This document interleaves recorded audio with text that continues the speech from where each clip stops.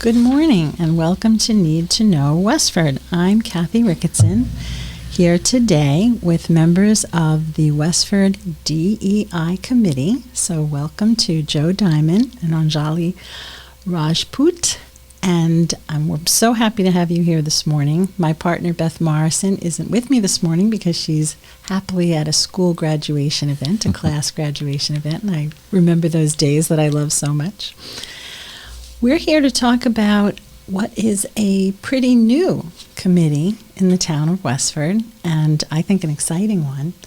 And I would really like to just start with telling about the background of the committee and how it was formed. So whichever of you would like to start, go right ahead. Should I begin, or do you want to? Yeah, no, you go ahead. Okay, thank you.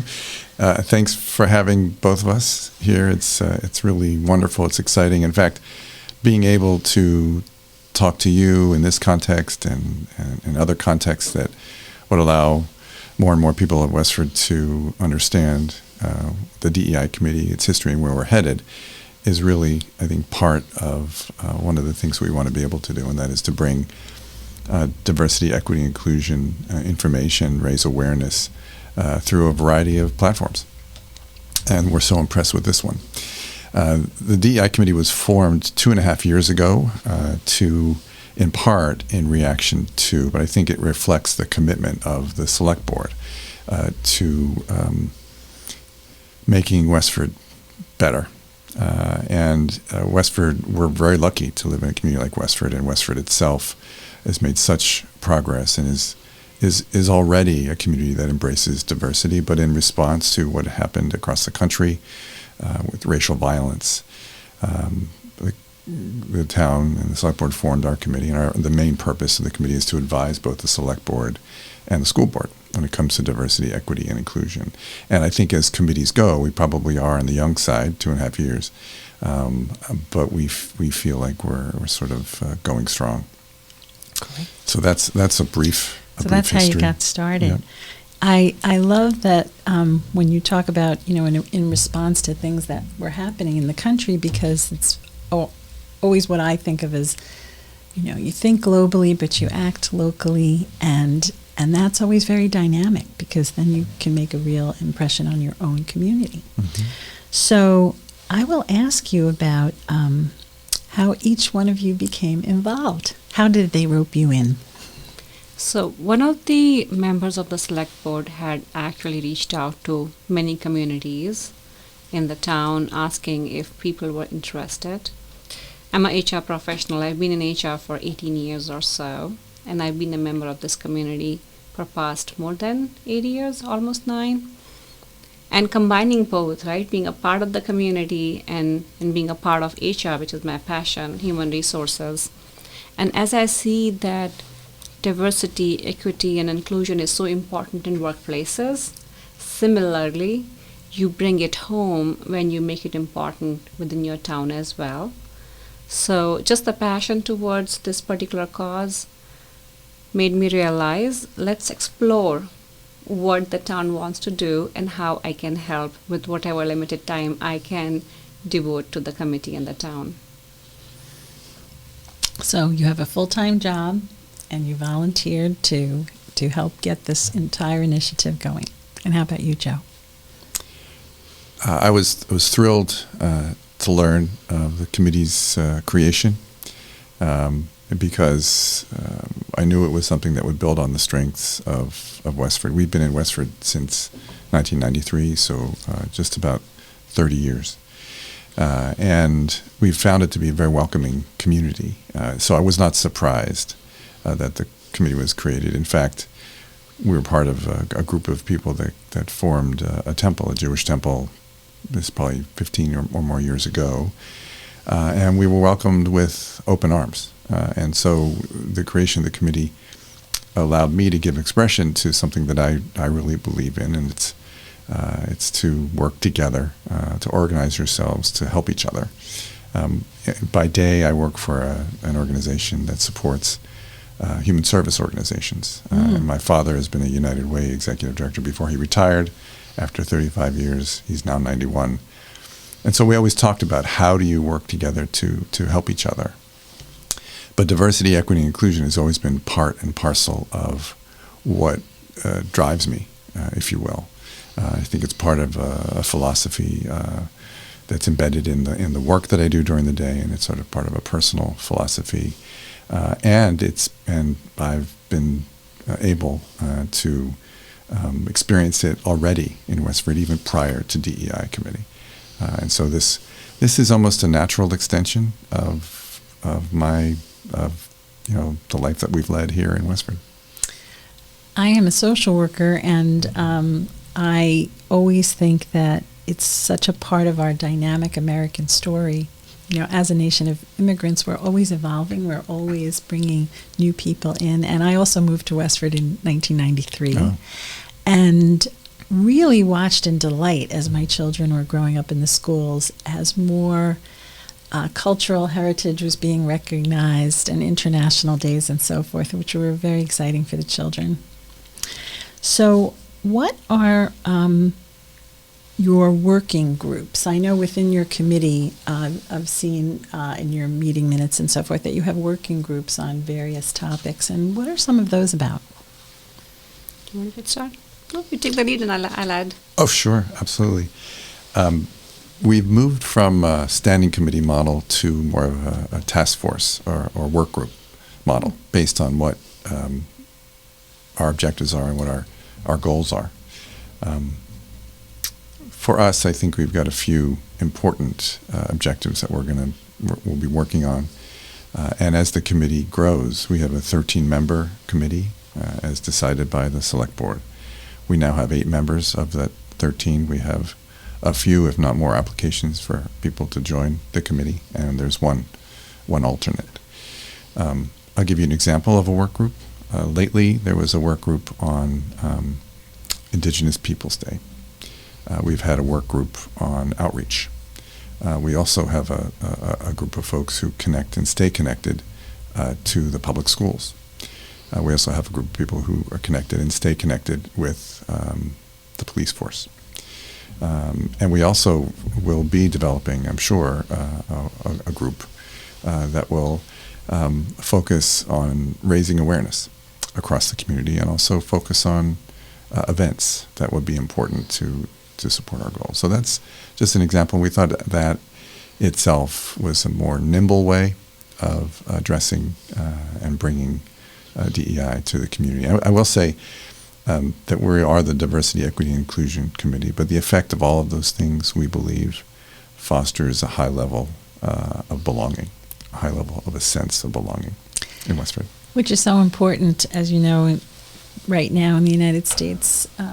Many states, and even our country as a whole, have looked at loneliness and community connection, and the things that we do to bring our community together benefit all. Mm-hmm. So I'm just fascinated by your task force approach, and how has that been working? Has that been a dynamic approach for you? So there has been a little bit of change. When we had initiated 2.5 years ago, we created subcommittees, and then subcommittees actually went out and did a awesome work, as Joe outlined, just working with the school committee or working with the town. There was a subcommittee that worked with the town's HR department and then figured out what are the policies that are applicable in the hiring practices and whatnot, and recommended what are the DEI questions that we could include in the interview process and how we could help in that process as well. So there has been 3 subcommittees, and now it was difficult because to meet on a regular basis, what we learned, and again, the focus is learn, improve, and then continuously improve, right?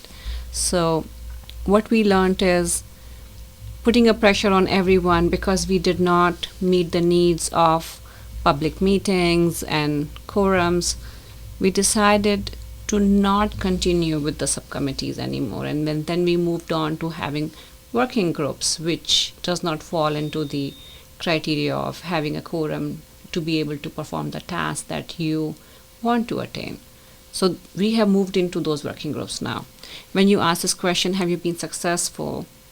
Absolutely, we have been successful. And one thing that we have to keep in mind is We are all volunteers, right? Most of us work full time, and many of us who do not work full time are also engaged in many other social activities or other activities in life, right? So every member in the committee is trying to devote as much time as they can, and each member has been just remarkable. People have been taking calls right after coming back from hospitals or having health issues, and they have put the purpose of this committee so high in their priorities, which is an admiration. Like, I have an admiration for those individuals. So from the success standpoint, I believe that we were able to attain what we had called for, what we had decided in the first time frame, the first 2.5 years. Now what we want to do is we want to expand our outreach, and as Joe just outlined, if you will think about 3 major priorities for the upcoming session, right? Upcoming 3 years. We are breaking that down piece by piece. Okay, what are the things we focus in this year, and then the next, and then the next? We are trying to connect with the communities at this point in time, and therefore we do ask for individuals to attend our meetings.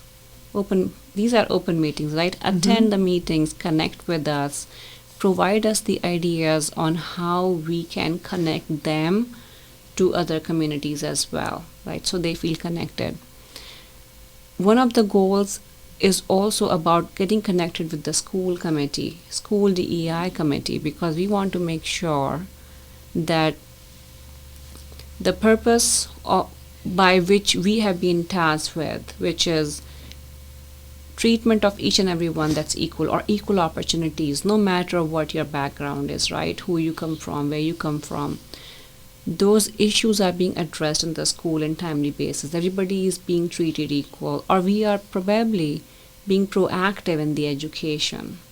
So if you will learn about the education system, there has been some really good reforms about education on anti-Semitism in the school, right? Or recently we talked about how can we change our trainings a little bit so that students understand what exactly bullying behavior is, what exactly the mean behavior is, right? So then there were discussions about that. I think we have been successful in getting those responses. And I think among all of those, we also feel that we have been able to connect with the police department, which is, in many cities and towns, you will feel that's a huge challenge. But our police department is so well connected with us, with the town. They do understand the inclusion pace. They are trying their level best. They are willing to dedicate their time to meet with us, create podcast or community presence. And that's another form of success. So coming back to your main question is, has our working groups been successful? Tremendously. That is fantastic. That just sounds like such a dynamic model. And I appreciate very much having, served on committees, your progression, understanding what's working and reinforcing what is working. Just to clarify, when you said the Westford Public Schools have a DEI working group, can you explain that? It's much like our committee, but it's a group that's formed from members or staff folks and others who are involved in the school system with the commitment to embedding, if you will, DEI in school system practices. And that's actually a commitment we have for all town departments and all town committees. But that's a process. And I think if you look at what the vision of what that looks like, if you looked at that a year ago, it would look different now than it did then, because we all continue to learn what it means to embed DEI practices in systems. Our systems over the course of centuries, if you will, have evolved in a way that, in some sense, does not support DEI. And so we're faced, I think, across the country and across the state with this challenge of raising awareness about where we are in terms of our systems, and then raising awareness about how we can progress toward diversity, equity, inclusion, and toward an anti-racist approach. And so that takes time. What's heartening is that we know that the departments in Westford and the people of Westford are so open to it. But I think it's also true that we have a ways to go, and that we need to continue to work with the departments and ourselves, because I think there is unconscious biases that we always need to surface, but we also need to build on our strengths. And one of those strengths is the DEI work that the school department has already done, the public schools have already done. But again, it's our job. I think Anjali would agree with this, and the rest of the members of our wonderful committee would agree that it's our job to consistently remind the different town departments and boards of the importance of diversity, equity, and inclusion, the importance of embedding these practices, and to represent, if you will, a conscience. Not that it doesn't already exist, but to raise it up in a way that's supportive, in a way that's productive, but a way that's consistent and forthright. And so that's part of what we do. I just want to echo what Anjali said a little earlier, and that is we've got a diverse group of people on the committee who are, but what's common is that they're all so committed to this, and it's really heartening.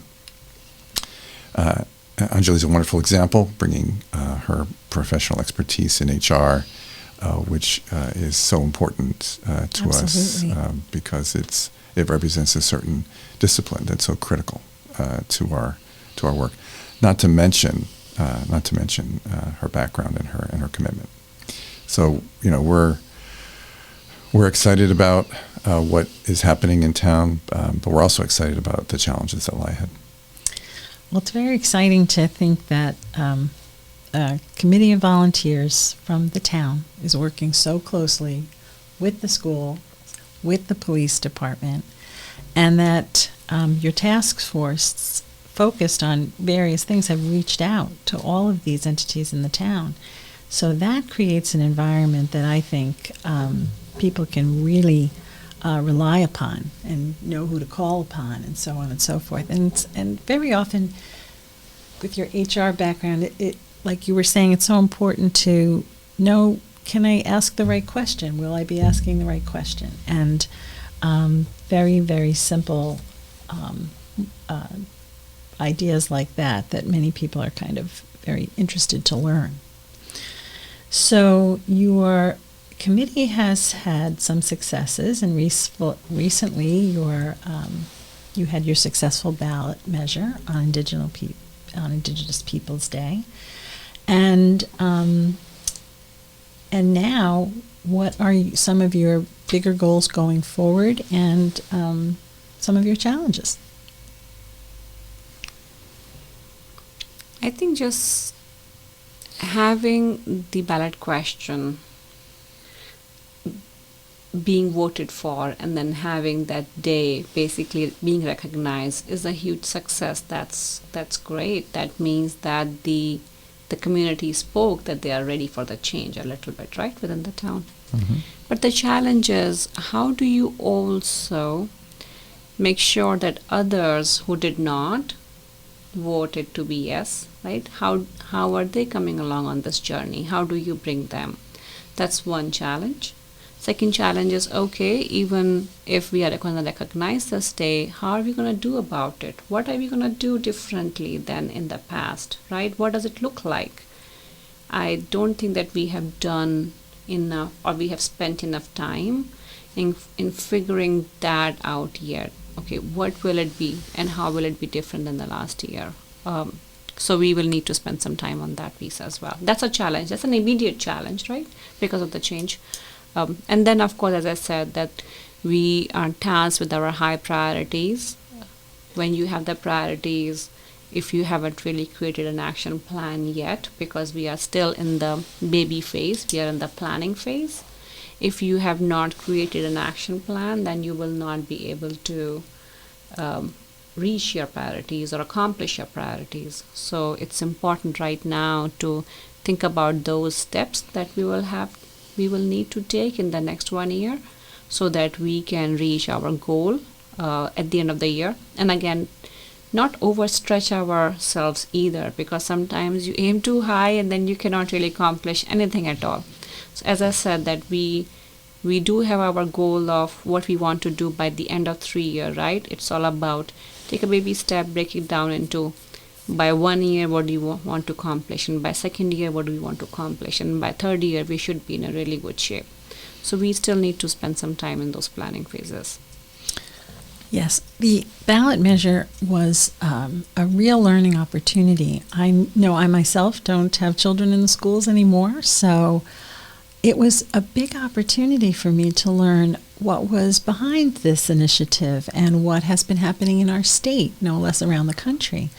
And I did learn a lot. I was going to ask you how it came to Westford. I know there has been several initiatives among other towns in Massachusetts. Tell us how it came to Westford.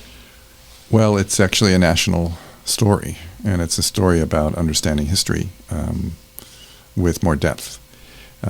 Recent books have come out and described the history of indigenous people in Massachusetts and across the country. Hundreds of tribes, of flourishing civilization across the country, which that story had not been told. The story that had been told was much simpler and oversimplified.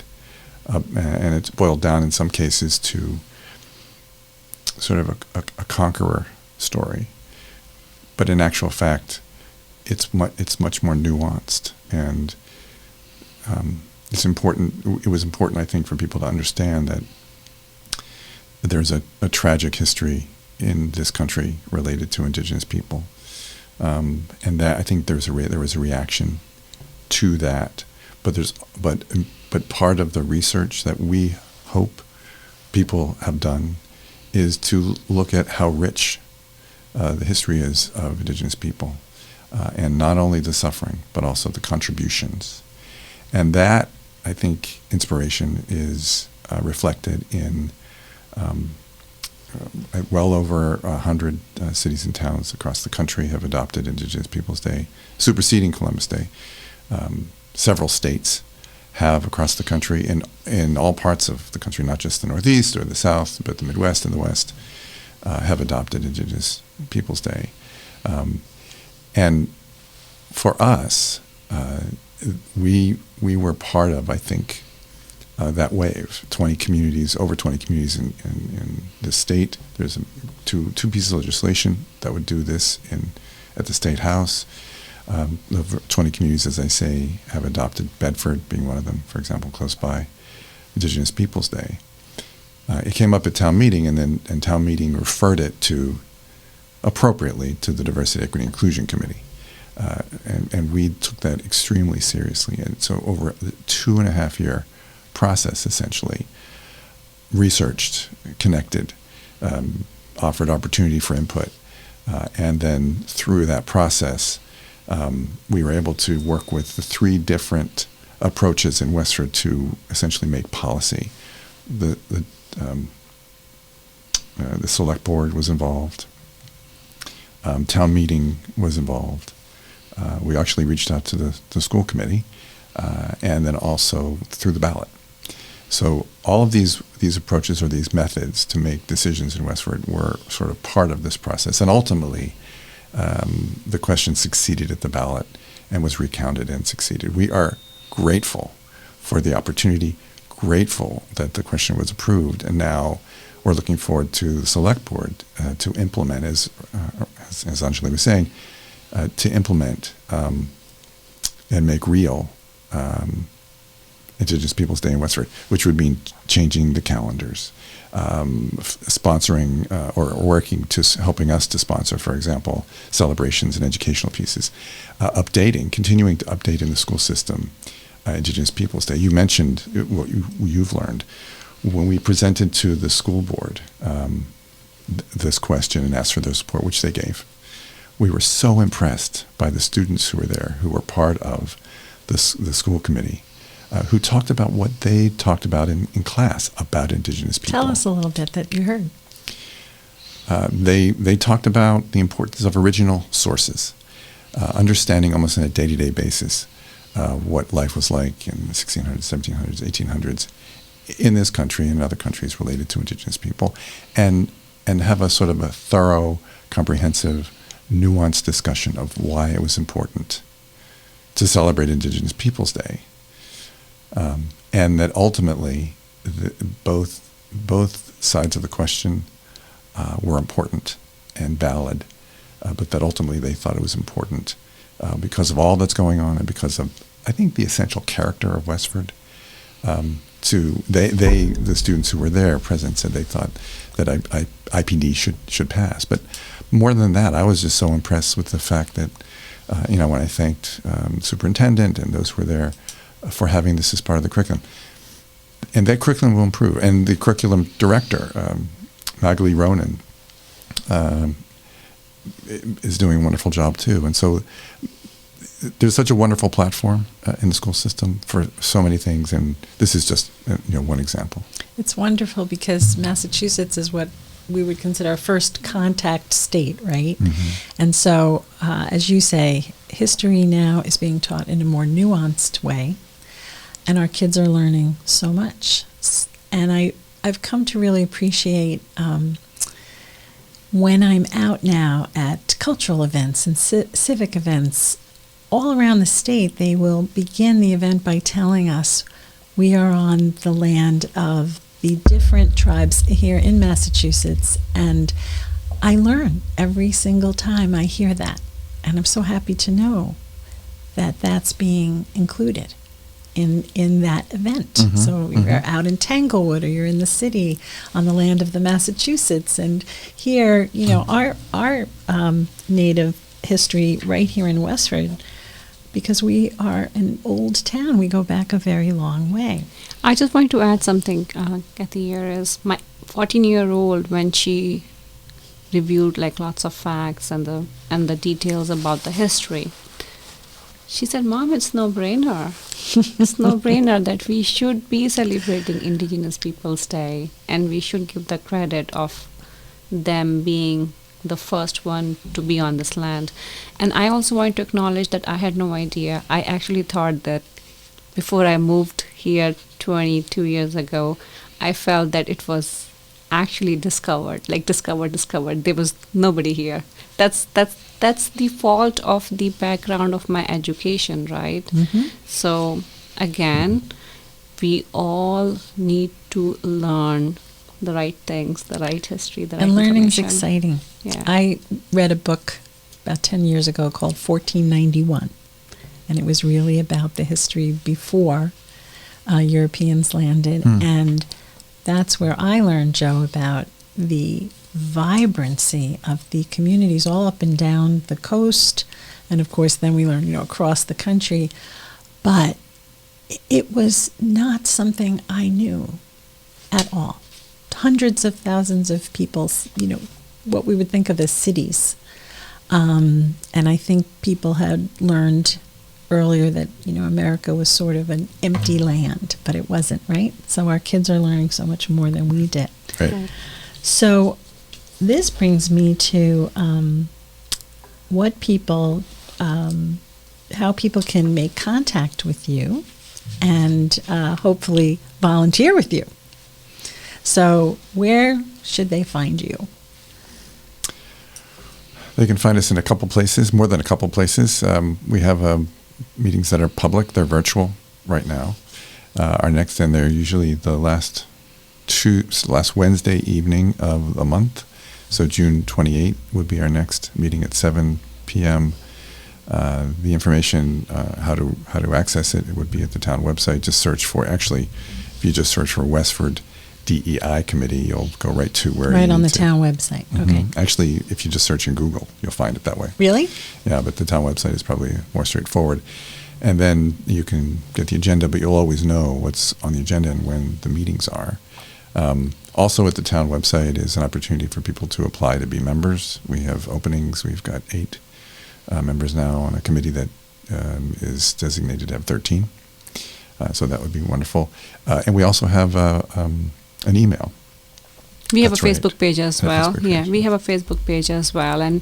But it comes down to the limitations, right? So the more people will follow the Facebook page, more you can be updated about what's upcoming.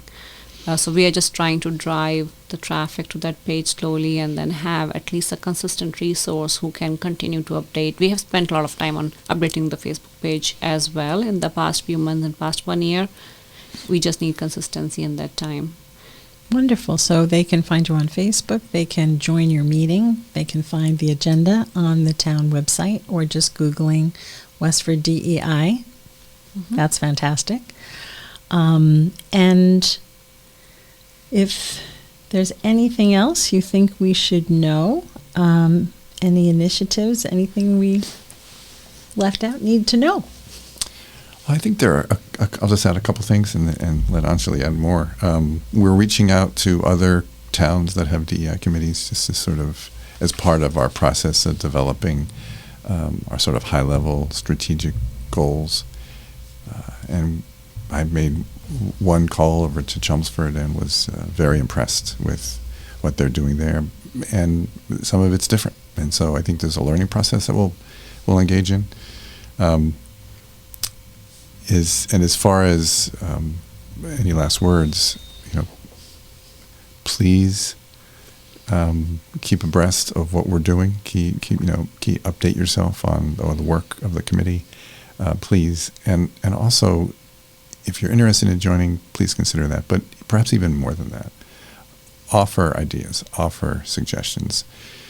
I think one thing that drives us all in this work is to continue to both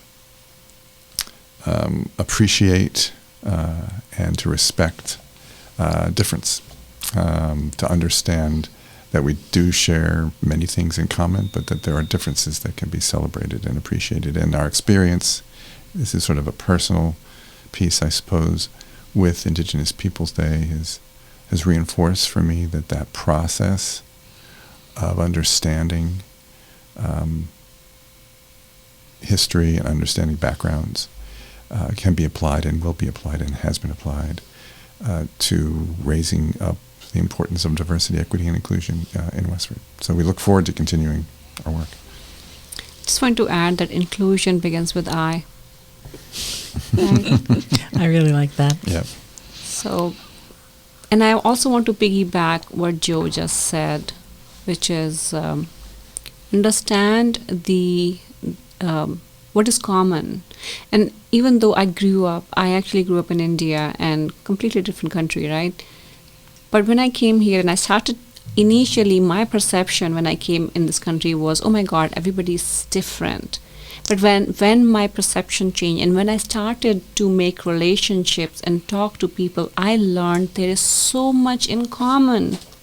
And there is such a little difference, Yes, there is a difference in color of the skin, there's a difference in how you dress up, but deep down, the values of being a good human being was such a common value.